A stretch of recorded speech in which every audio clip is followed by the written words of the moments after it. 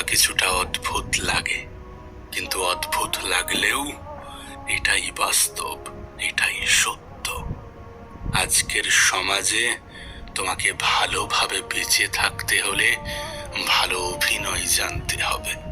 এই পৃথিবীর বেশিরভাগ মানুষই অভিনয় করে, কেউ নিজেকে ভালো রাখার, কেউ ভালো থাকার, তো কেউ অন্যকে কষ্ট দেওয়ার।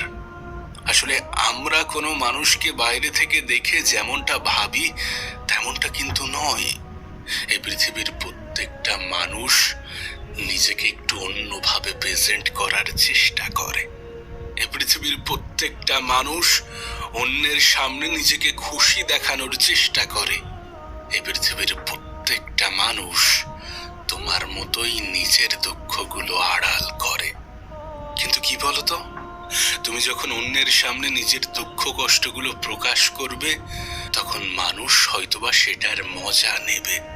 তুমি হয়তোবা নিজের দুর্বলতাগুলো অন্যের সামনে প্রকাশ করলে, বিশ্বাস করো কোনো লাভ হবে না, বরং মানুষ দুর্বলতার সুযোগ নিতে অধিক ভালোবাসে। তাই অভিনয় শেখাটা প্রয়োজন। তুমি নিজেও হয়তোবা তোমার জীবনে এমন অনেক অভিনয়কারীকে দেখেছ, যারা বাস্তব জীবনে অভিনেতা অভিনেত্রীর থেকে অনেক বেশি যোগ্য।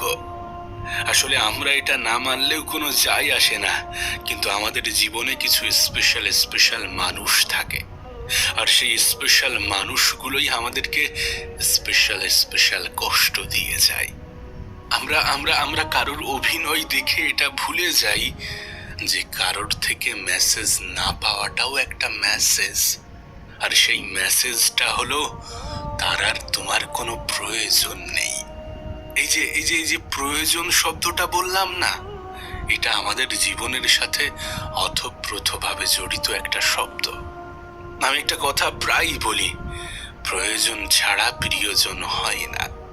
প্রয়োজন থাকলে মানুষ তোমার কাছে আসবে, প্রয়োজন ফুরিয়ে গেলে মানুষ তোমাকে দূরে ছুড়ে দেবে।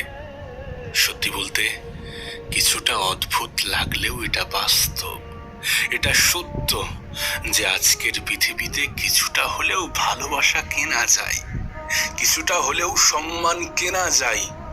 তাই তোমাকে বলবো, নিজেকে পরিবর্তন করো, অহেতুক সময় নষ্ট করো না। নিজের সময়টাকে ব্যবহার করে উপার্জন করো, এতটা উপার্জন করো যতটা উপার্জন করার পরে ভালোবাসা সম্মান এগুলো কেনা যায়। হ্যাঁ, তুমি টাকা ইনকাম করো, দেখবে ভালোবাসা সম্মান এগুলো এমনিতেই চলে আসছে। আর একটা কথা মনে রেখো, যদি তুমি ছেলে সন্তান হও, তাহলে তোমাকে তো বারবার প্রমাণ দিতে হবে যে তুমি কতটা যোগ্য। কারণ একটা সময় পরে প্রত্যেকটা পদক্ষেপে তোমাকে এই প্রশ্নটা জিজ্ঞাসা করা হবে, তুমি কি করো। আমি বলছি না মেয়েদের ক্ষেত্রে এটা প্রযোজ্য নয়, এই জেনারেশনে দাঁড়িয়ে সবার জন্য প্রযোজ্য। যোগ্যতা শব্দের মুখোমুখি আমাদেরকে হতেই হবে। তাই সেই জন্যে নিজের সময়কে এমন কোনো স্থানে, এমন কোনো ক্ষেত্রে ব্যয় করা উচিত নয় যেখানে সময় ব্যয় করার পরে সময়ের অপচয় বলে মনে হয়।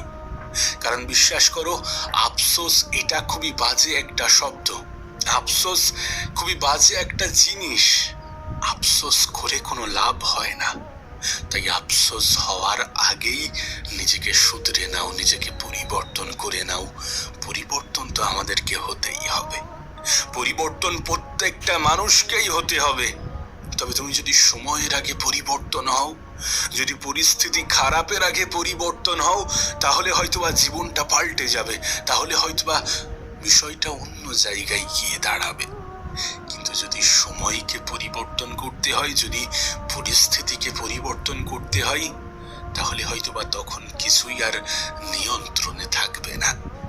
তাই চেষ্টা করো, চেষ্টা একজন মানুষের জীবনে অনেক বেশি অনুপ্রেরণা যোগায়। চেষ্টা করো, নিজের তরফ থেকে সম্পূর্ণ চেষ্টাটা করো এবং নিজের উপরে বিশ্বাস রাখো। আসলে আমরা নিজেদের উপরে বিশ্বাস রাখার পরিবর্তে কোনো এক অজ্ঞাত দুদিন আগে পরিচয় হওয়া মানুষের উপরে এত বেশি বিশ্বাস করি যতটা বিশ্বাস করলে পরে কষ্ট পাওয়ার কারণ হয়। আমি জানি বিশ্বস্ত মানুষ যখন বিশ্বাসের উপরে বিষ ঢেলে দেয়, তখন কোনো মানুষকে দ্বিতীয়বার বিশ্বাস করাটা কঠিন হয়ে দাঁড়ায়। কিন্তু বিশ্বাস করো, নিজের উপরে বিশ্বাস রাখাটা গুরুত্বপূর্ণ, নিজের উপরে ভরসা রাখাটা গুরুত্বপূর্ণ, নিজেই নিজেকে মোটিভেট করাটা গুরুত্বপূর্ণ। শোনো, তোমাকে বলি, ক্ষমার অযোগ্য কাউকে ক্ষমা করে দিয়ে পিছনে না তাকানোটাই শ্রেষ্ঠ প্রতিশোধ।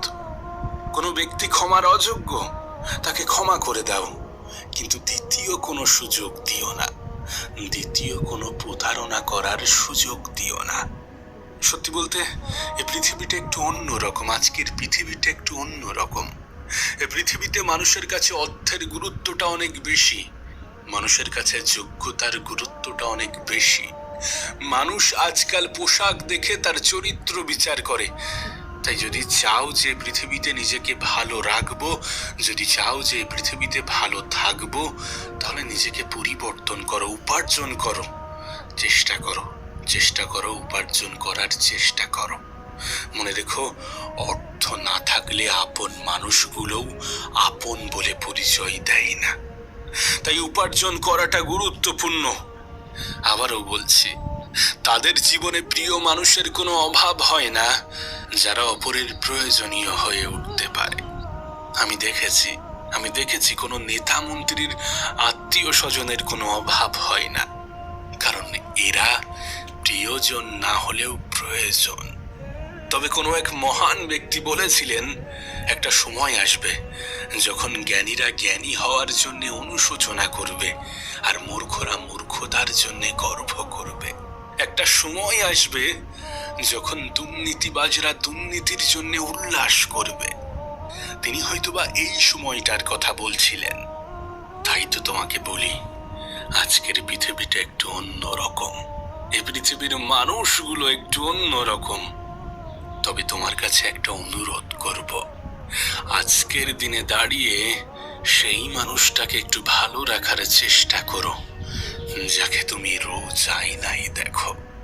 কারণ এই পৃথিবীতে নিজের থেকে অধিক আপন কেউ হয় না।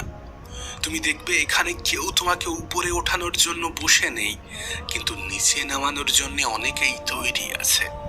এখানে হাত ধরে টানার মতো হয়তোবা কোনো মানুষ নেই, কিন্তু পা ধরে টানার মতো মানুষেরও কোনো অভাব নেই। তাই সেই মানুষটাকে একটু ভালো রাখার চেষ্টা করো যাকে তুমি রোজ আয়নাতে দেখো। তবে মনে রেখো, প্রতিশোধ গ্রহণের মাধ্যমে যতটা তুমি অর্জন করতে পারবে, তার থেকে অনেক বেশি অর্জন করতে পারবে ক্ষমা প্রদর্শনের মাধ্যমে। তাই যারা তোমাকে কষ্ট দিয়েছে তাদেরকে ক্ষমা করে দাও। তবে হ্যাঁ, ব্লক লিস্টের জায়গাটা একটু বাড়িয়ে নাও, যেন আজকের দিনে মনুষ্যত্ব, মানবিকতা এগুলোর কিছুটা হলেও অভাব আছে।